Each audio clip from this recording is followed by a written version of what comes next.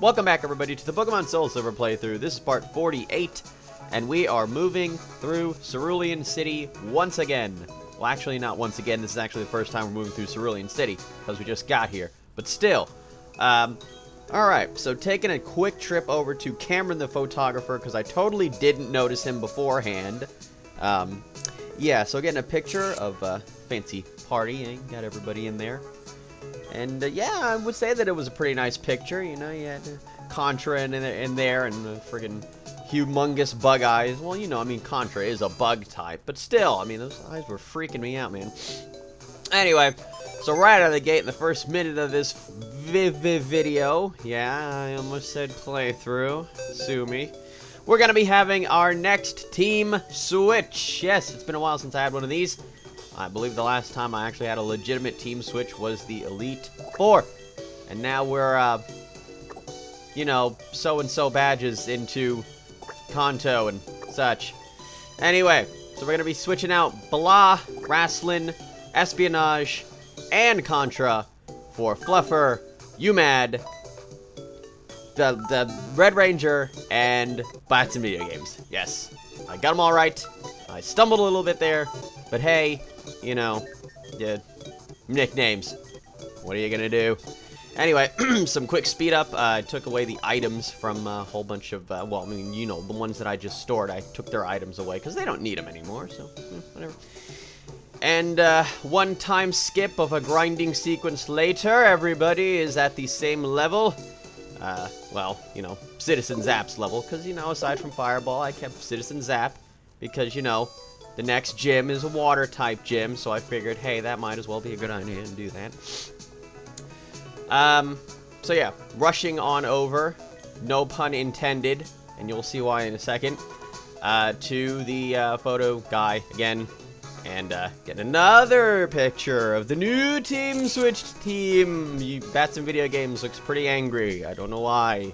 Maybe because she was in the box for a while. Oh my goodness, I can't even remember what gender Bats and Video Games is. I feel terrible. I kind of don't. Hey, look, it's that Team Rocket guy. And that's why I said Russian, because him from another country. Yeah, that whole thing. You know, I went crazy with it last time. I might as well just give it a rest this time. So yeah, he wants to battle me, and so I will oblige him with one of those fancy battles. Really, all he has is a Golbat. Not much of a threat there. Ooh, level 39. Oh, God, what do I do? Oh, I know. I'll just have Fireball, use Flamethrower, and then be done with it. Yeah. So strong very much, Bew. Now, I think they went a little overboard with the whole, you know, I don't speak English thing. So, yeah, gotta beat this guy. And then once you beat this guy, he will tell you that not only did he steal the machine part, but he stole it, he stored it, hid it inside the Cerulean Gym, and now he's going back to his home country to make his own Team Rocket, apparently. Cerulean near inflatable tube, machine part, the power's out. What could that possibly mean? Psh, wow. Just, wow. I love how they had to make it, like, absolutely, you know, just for anybody that somehow didn't understand what he meant. Yeah, go to the gym and look at the tubes. Anyway, minor switch temporarily because, unfortunately, UMAD does not have Surf, and I need Surf for the next couple of parts, and yes, I had a little derp there. I forgot, hey, I gotta go to the gym first to get that machine part. No, instead I decided to go to the power plant first. Whoops. Yeah, as you can see, I used a repel. And so, yeah, picking up that machine part. There it is. You can't hide from me. Alright, so with that out of the way, we might as well just move along to the power plant. And while heading on over to the power plant, might as well get to one of those fancy shoutouts. Treek Streak 21 says, my favorite Pokemon memory is when I caught a shiny Caterpie after I got my first 5 Pokeballs, then evolving it into a Butterfree at level 82, and beating the Elite Four with only my shiny Butterfree. Also, my favorite Pokemon is Cubone, because he is straight up awesome. Level 82 Butterfree. Wow, that's that is, well, not only is that dedication, but that is one heck of a lot of patience to not only, well, just level up just the same Pokemon, but, you know, a bug type, a Butterfree, level 82. I mean, you know, Butterfree, you know, honestly, I do prefer Butterfree over, over Beedrill, because I think Butterfree has fancier moves, and I like fancy moves. Yeah, they're pretty fancy. Alright, so going back over to the power plant, talking to the manager, and yeah, all he has to do is attach this part here from, you know, behind the railing here, maybe just throw it down there and hope it hooks in. And we get TM57, as well as, well, the reward of knowing that we got the electricity flowing back through Kanto. Yeah, because, you know, that is rewarding in itself.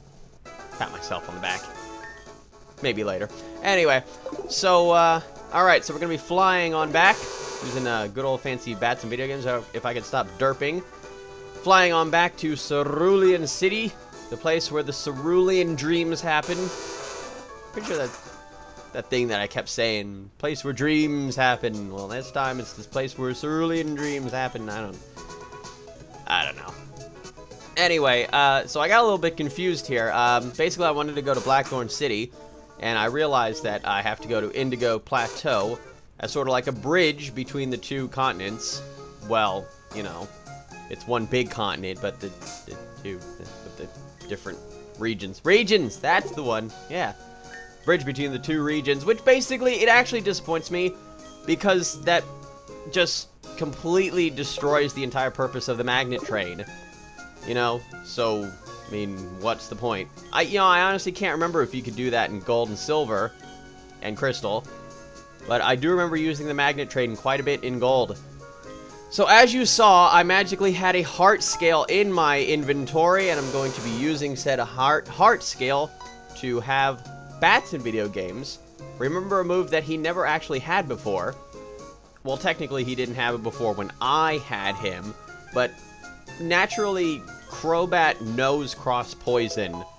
Just, you can't actually, like, learn it through level up. But you can if you use a heart scale and a move relearner. Yeah, that guy. Where did I get the heart scale? I believe I mentioned several parts ago. Specifically, while I was going to the Elite Four and magically had a water stone for Poliwhirl that I used Pokesave just to edit the item into there. All I needed was just one heart scale. So, you know, if you were planning on getting a heart scale, well, you gotta get it legit and stuff. So yeah, moving on up to Route 24 again. The golden, or what was it? The Nugget Bridge. Yeah, it looks a lot fancier now, like it's legit gold. I'm using the dowsing machine on Route 25 to find me a Revive, just sitting there in the middle of nowhere. Now, you might be wondering, where the heck are those trainers on the Nugget Bridge that, you know, give you the fabulous prize? Well, actually, first of all, this time it's 6. And second of all, for some reason, they're not actually on the Nugget Bridge. They're to the north of it, which I actually wish that they were on the bridge, because the bridge just looks plain awesome, but whatever. Alright, so the schoolboy thinks that, you know, he was going to give me a hard time, and yeah, no, not with an oddish. Fireball just completely wrecked him. So just like that, we're moving on to number 2. Haha, number 2. Alright, so this silly little lass, Ellen. Oh, Ellen, don't you have a talk show or something you could be doing right now? I guess not. She's not busy at all, so she's going to be battling me instead. She's got a Wigglytuff and a Granbull, the first Granbull of the playthrough, amazingly. Fun fact, this is the first and only Granbull that any NPC trainer has in the entire game. So, soak it up while you can with the ugliness that is Granbull. Fireball just completely just cleaning house. Fireball's on a roll here. So, you know, Fireball being all Fireball. Fireball! I don't know where I was going with that, but still, Fireball is just like crazy strong here. You know, I figured because, you know, it's a water-type gym coming up next, I might as well just get as much Fireball in as I can. So, yeah, you know, Fireball, go get him! And such. Oh man, he's got a Tangela. Man, this is going very well for Fireball, I gotta say. Alright, just destroying this Tangela like it's nobody's business. And then we got Vaporeon, but I decided not to switch out because I decided to bring back an old friend of strategy. Got Sunny Day, and now we got Fluffer, who's going to do horrible, horrible things to Vaporeon in the form of Solar Beam! Wow, that was destruction. Stomped flat. Yeah, that's a pretty good way of putting it, I gotta say. He got stomped flat. You know, I gotta remember that. That was actually pretty good. Stomped flat. Oh, now this guy's gonna stomp me. Alright, I'm seeing a pattern here. Alright, so while this silly camper Lloyd, who throws out the Nidoking, which, by the way, you know, I'm just gonna spoil this. This is quite the battle. Using Dig here to try to take out Nidoking, who's of course weak since he's half poisoned. But then he decides, well, not only did I get poisoned by Poison Point, but then he decides to do Earth Power. Not so much fun. I was deciding whether or not to risk it. Wow, one poison sting or whatever. Oh, come on, Red Ranger, you can do it. Just because he's poisoned you in one poison sting, it doesn't mean that it's over. Yeah, that was quite the battle, which was not what I was hoping for. Yeah, I was gonna risk it by doing another attack with Fireball, but then I figured if I do even actually beat him, Fireball's just gonna faint on the next turn anyway because of the poison. So I decided not to risk it because Fireball has legitimately never fainted in this playthrough, and I plan to never make him faint in this playthrough. It's not gonna happen. Don't even ask for it, because it tain't happening. So another one of those fancy shoutouts. I was trying to get to this, but then all sorts of stuff was happening. Autumn Child says, my favorite memory of the Pokemon series is when I first got Pokemon Yellow version. I enjoyed the fact that Pikachu would follow you around and you could tell its emotions as you venture through the game.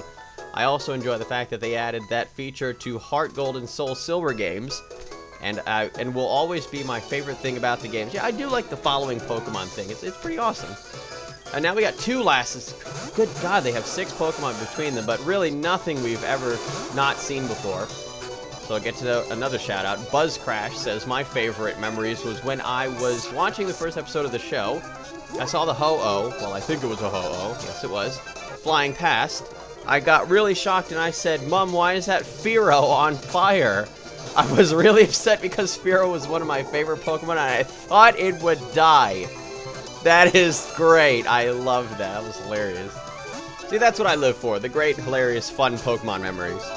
Another one, Bob the Stickman 02 says, 1. My favorite Pokemon memory is playing Pokemon Stadium 2 with my friend, because I've never actually played the handheld one. Sad face. He had no idea what he was doing because most of the time I KO'd his Pokemon before he could even attack. He would do stuff like bring out Espeon while I had Umbreon out, etc. Oh, good times. You didn't feel bad at all for him? I mean, come on, you know, you gotta at least tell him that he's, you know, messing up. Help him out, you know, make him a better Pokemon trainer. And, 2, one of my favorite Pokemon is Aggron. I like him because he reminds me of Bowser wearing armor. In other words, he looks cool. He's also a pretty good fighter. I never, ever looked at Aggron and said, wow, this guy looks like Bowser. Never... No, it didn't cross my mind at all. You know, just, I can picture him in my mind. I guess he kind of looks a little bit like Bowser. I mean, you know, not only is the color off, but, you know, he's got the giant horns that just stick up. And, you know, I could just go on and on about this because I'm such a gigantic Mario nerd. This battle was actually interesting because I could have sworn. Don't pay attention to that. That's not interesting because of that. That was, the goldfish Pokemon.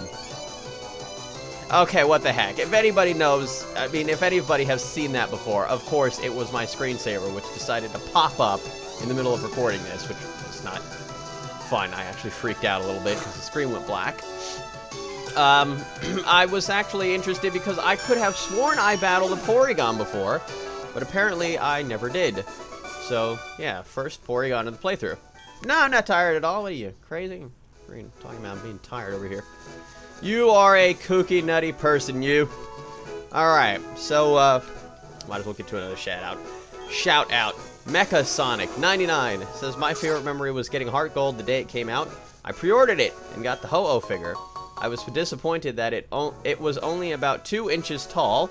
I had fun with my Pokewalker running around like a retard around my house, only to find out that your Pokemon can only gain 1 level at a time with Pokewalker. Sad face.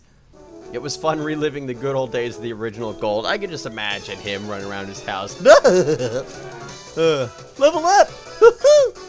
Alright, so anyway. Another Rhyhorn of the playthrough. Now, I believe, it couldn't have been the last time I battled a Rhyhorn, but I believe the first time I battled a Rhyhorn, I decided to go with this fancy strategy, and that's where this all started. With that was ridiculous! I hated that happened, but I'm so glad that Fluffer just completely wrecked him with Solar Beam. Not only did he nail the Fireball with Earthquake, which it really was a good idea that I didn't do Dig. But not only did he decide not to do Earthquake again when I switched out to Fluffer, but he did Stone Edge, which was super effective against Fluffer. Great. Yeah, no, it actually wasn't great. Alright, I've never had a battle this good. Yeah, well, I've never had a battle this annoying, so go away.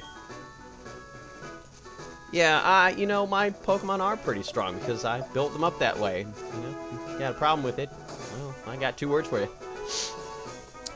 Alright, so this is Bill's old house, but instead of Bill, there's some crazy old guy who happens to be his grandpa. Well, I'm gonna just take his word for it, because nobody actually knows if he is his grandpa. You know? He could just be some crazy homeless guy. Now, who's this with the red hair? Watch this guy. What? You know, honestly, I don't understand why this happened. Okay, well, what's going on here is Misty was basically on a date with someone who's not Ash.